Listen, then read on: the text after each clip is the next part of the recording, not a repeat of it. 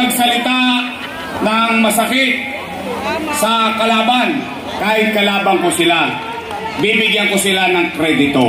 Lahat ng iyon, hindi ko nagawa mag-isa lang. Nagawa ko yon dahil kasama ko sila. Pero ngayon, yun daw ay mali. Eh kung yun ay mali, edi mali din sila. Nung araw, papapalakpak pa. Papuri rito, papuri ron. Pati food box, umaabot pa, nyumanyangga pa. Di ba? Pero ngayon lahat ng iyon ay mali. Ako, masasabi ko lang, basta ako, naniniwala ko, matalino mga taga-Maynila. Ang batang galing sa hirap, nagsumikap. Ang batang Maynila, Yorme Isko Moreno Topangyoso.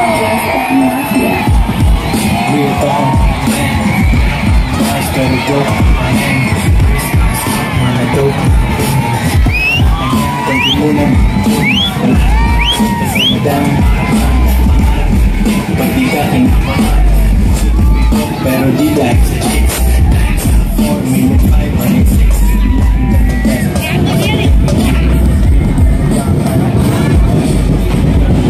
magandang gabi sa inyong lahat. Sino sa inyo ang hindi pa kumain? Hindi kayo kumain? Huwag mag-alala, lilipas din yan. Ay, maraming salamat sa inyo. Kanina pa kayong alas 6 ng gabi rito.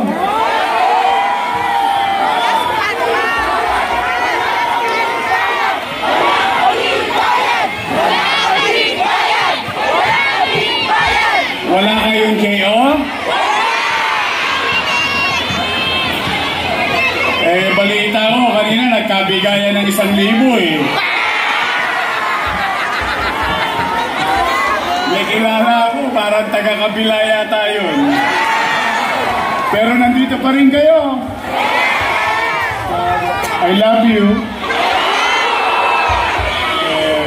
Sa ating mga kapitbahay na nandito, sa mga naperwisyo namin, pasensya na kayo, ako na humihingi ng pasensya. Anyway, pamisan-misan lang naman ito. Maraming salamat. Sa mga nanay ko, mga tatay ko, mga lolo't lola ko, pinaka-paborito ko sa lahat, yung mga senior citizen natin, at mga batang Maynila. Handa na ba kayo?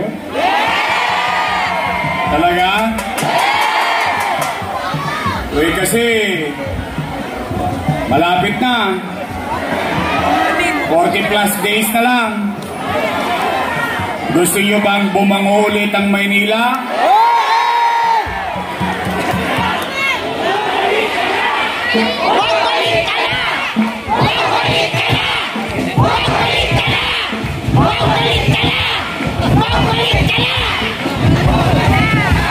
Buti pa kayo, ang sinisigaw nyo, bumalik ka na. Yung isa, wag ka nang bumalik!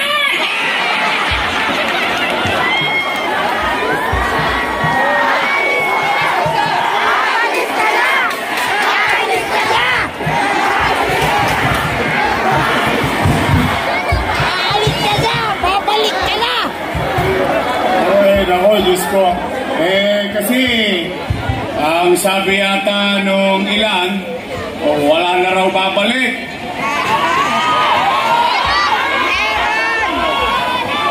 Sa totoo, ako talaga nalulungkot. Siyempre naman, hindi naman iba sa akin kung mga nasa kabila.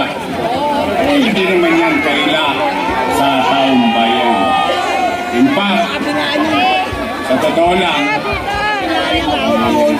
simula yata noong October 9,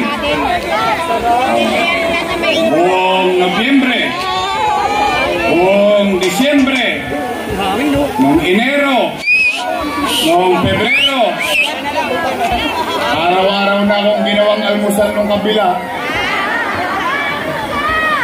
Ginawa akong almusal. Nanalo, di na raw. Talo ko. Tanghalian. Hapunan. Yung isa naman, nakisali pa. Ginawa akong pulutan. Pero nandito pa rin kayo ngayong gabi.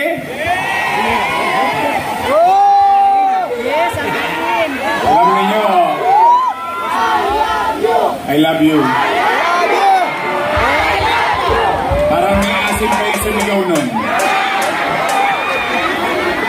Anyway, nakakalungkot lang kasi sila, yung mga nasa kabilang ilog, sila ay tinuruan ko, sinabayan ko na huwag magsalita ng masakit sa kalaban. In fact, nagtagumpay nga sila sa ganong ugali. Nagulat lang ako nung ako na yung kalaban, nag-iba-iba na. Nagkakanda patid-patid na yung mga ugat sa kasisigaw. Basta ako, ito, mga batang Maynila, hanggang doon sa Kautli, dito sa harapan, dito sa Wakali, dito sa Nangka. Ito panawagan ko sa inyo. Pagpasensyaan nyo na ako at ako naman, ipakikiusap ko na lang.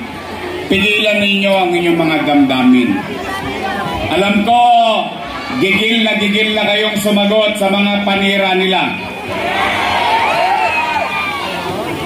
Pero huwag kayong papatol. Ito, may mga chairman dito, nandito. Sinasabihan ko din sila. Bakit? Ayaw ko naman magkasakitan pa tayo ng damdamin. Hindi naman ito tungkol sa mga politiko. Tungkol ito sa taong bayan. Bakit ba lagi nilang iginigiit yung mga pagsasama-sama naming mga politiko? Bakit hindi natin pag-usapan yung katatayuan ng mamamayan? Lagi na lang ako yata sinisingil lang utang na loob. Ako naman, gusto ko marinig nyo na rin sa akin. Ako po, hindi po ako nagtagumpay na mag-isa lang. Yan ang katotohanan ng buhay. Ako, solong anak ni Joaquin Domagoso, a.k.a. Butete. Butete po tawag ng sa tatay ko sa pier. Batang Pier 8 tatay ko. Medyo malaki tiyan noon. At ang Diyos noon si San Miguel. Bakang tundo. Hinihimas niya yung araw-araw. Bilog. Pag may pera, 4 kantos. Sumalangit awa. At solong anak ako ni Chayong. Taga Samar. Wariwaray. Waray upay. Pag kinukulata ako nung, waray batasan. Pero yung katagumpayan ko, una, salamat sa Diyos. Pangalawa, salamat sa mga taong naniwala at tumulong sa akin. Partikular na, sa akin yun na marinig. Kasi narinig na to ng mga lolo't lola ko ito naman pangkalahatan. Sa akin yun na marinig. Malaki ang utang na loob ko kay Boss Danny. Hindi ko yan kinubli. Kilala niyo naman si Boss Danny Lacuna. Tama ba? Bilang ganti, inaruga ko naman yung mga anak niya. Tingnan nyo, kayo na po humusga. Kayo na po ako talagang, kasi araw-araw na lang ako sinisingil ng utang na loob tingnan ninyo. Kwentahan lang tayo ng konti. At kayo na ang maghusga, kalaunan. Una, Philip Lacuna. Nakaupo? Nakaupo. Sumunod, Dennis Lacuna. Nakaupo? 2. Lay Laguna. Nakaupo? Tatlo na. Asawa ni ate. Fox Paman. Nakaupo? O yan ang may gawa ng online schedule nyo sa health center. Real talk lang naman. O panglima, si ate. Nakaupo? Hindi salamat sa Diyos. Ilan sila? Happy? Masaya ako. Dito to. Bakit? Yung hindi nakamit ni Boss Danny, nakamit ng mga anak niya. Ay bagay naman ang aking pinagpapasalamat sa taong bayan. O, pinakisuyo ko sa inyo, pinagbigyan ninyo ko. Ngayon, kung sila ay nagbuti sa kanilang trabaho o hindi, hindi ako para humusga. Taong bayan ang mag-uhusga niyan. Eh kung sila ay nagbuti, dapat ang inuulat na lang nila bagay na ginawa nila sa loob ng 3 taon. Tama, mali? Ang taong naninira kasi walang nagawa. Tama ba? Eh kasi hindi rin maganda yung manira ka ng manira. Eh araw-araw na lang. Utang dito, utang doon, utang dito, utang doon. Utang na rin yan.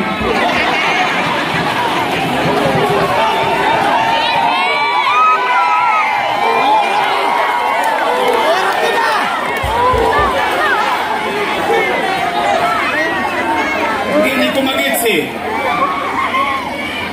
O sige.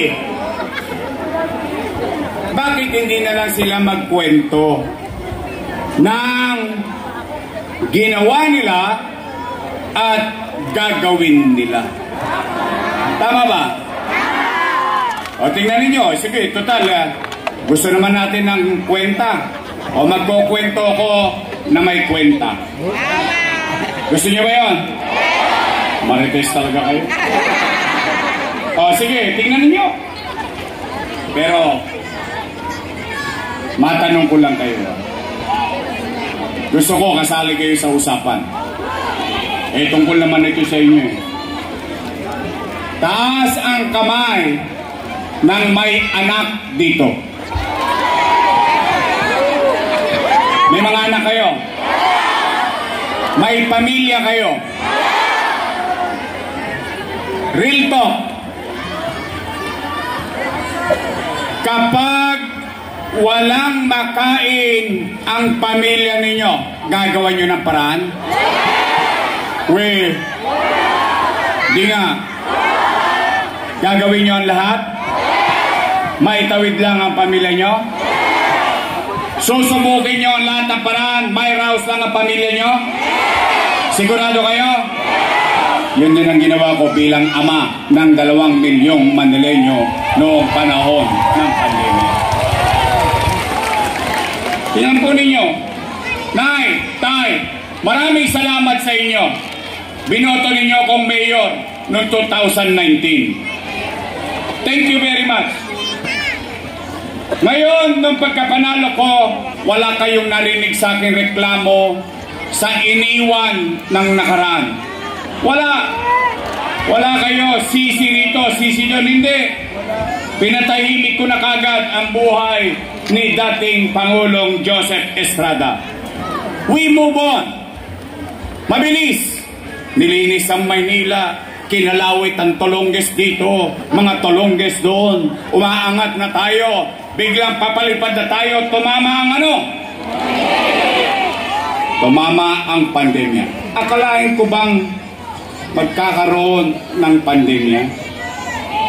Ano ang epekto ng pandemya? Wasak ang ekonomiya. Walang ekonomiya, walang hanap buhay. Walang hanap buhay, walang trabaho. Walang trabaho, walang pitsa. Walang pitsa, walang sitsa. Tama man eh? O pero, gusto kong malaman na kayo mismo sumagot kung totoo bang nangyari ito. Kasi kayo na lang ang testigo ko dahil yung iba patay na eh. Kayong mga nangabuhay dito, kaya ba natin sabihin at itangos ng ilong natin na noong panahon ng pandemya, walang nagutom sa lungsod ng Maynila?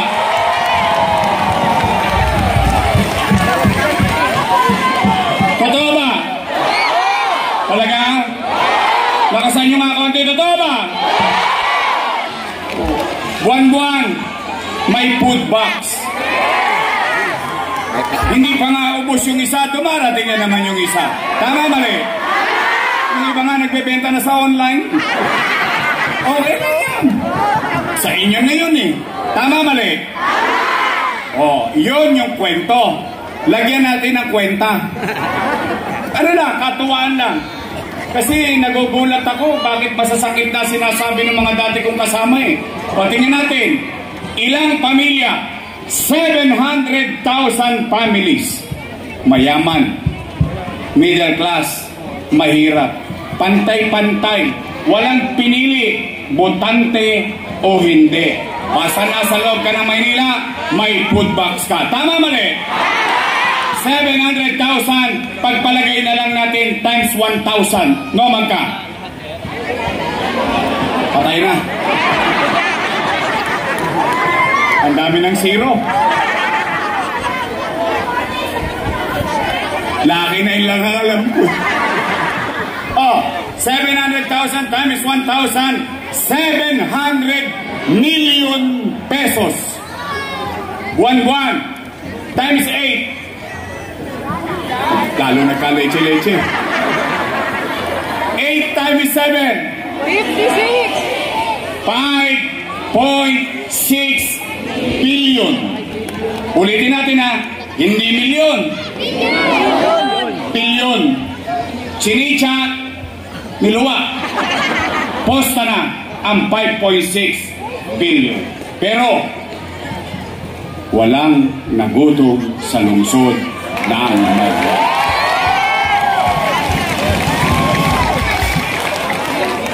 Bago dumating ang food box, anong unang lumatag?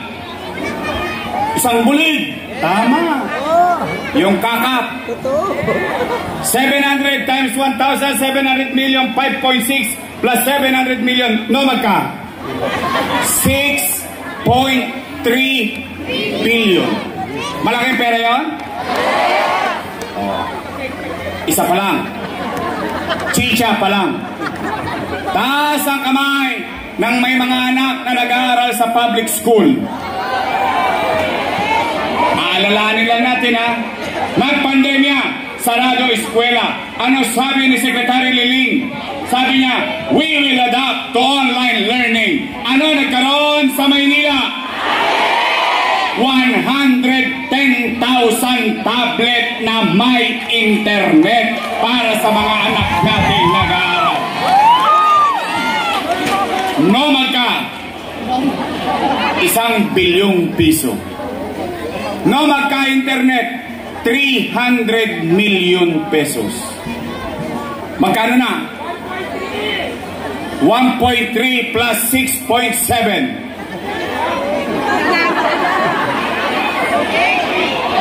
8 na. 8. Good na. 8 bilyon, 2 bagay pa lang. AstraZeneca, bakuna, Remdesivir, Tocilizumab, Molnupiravir, ospital sa Luneta para mabuhay lang at merong ospital para sa mga COVID-infected patient sa lungsod.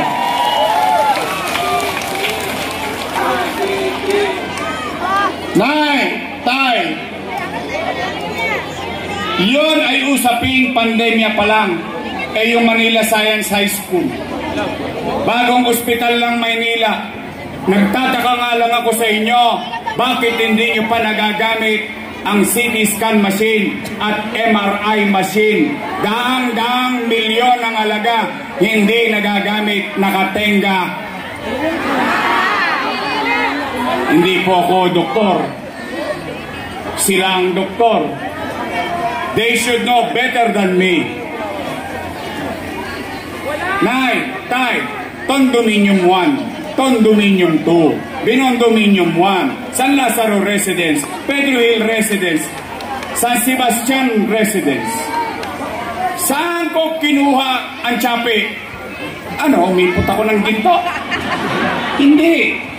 Ginawan ko ng paraan. Bakit? Ama ako eh.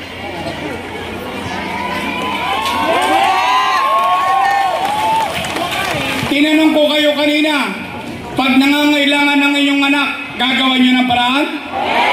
Di ba kapag kagipit, sa Bombay kumakapit?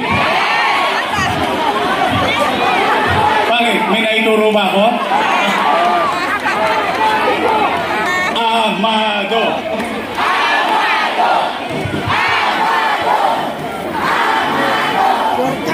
Totoo naman. Oh. Taas ang kamay na may utang dito. O kita nyo, may utang din kayo. Ito masakit. Nay, tay, ako kahit kalabang ko sila, bibigyan ko sila ng kredito. Lahat ng iyon, hindi ko nagawa mag-isa lang. Hindi ko kayang gawin yun. Ako na umaamin sa inyo. Hindi ko kayang gawin yun mag-isa. Nagawa ko yun dahil kasama ko sila. Pero ngayon, yun daw ay mali. Mali daw yun. Mali daw yun. Eh kung yun ay mali, edi mali din sila. Tama ba? Nung araw, papapalakpak pa. Papuri rito, papuri ron. Pati food box, umaabot pa, nyumanyangga pa. Di ba? Pero ngayon lahat ng iyon ay mali. Ako, masasabi ko lang, basta ako, naniniwala ako, matalino mga taga Maynila. Alam niyo kung sino ang tapat at totoo.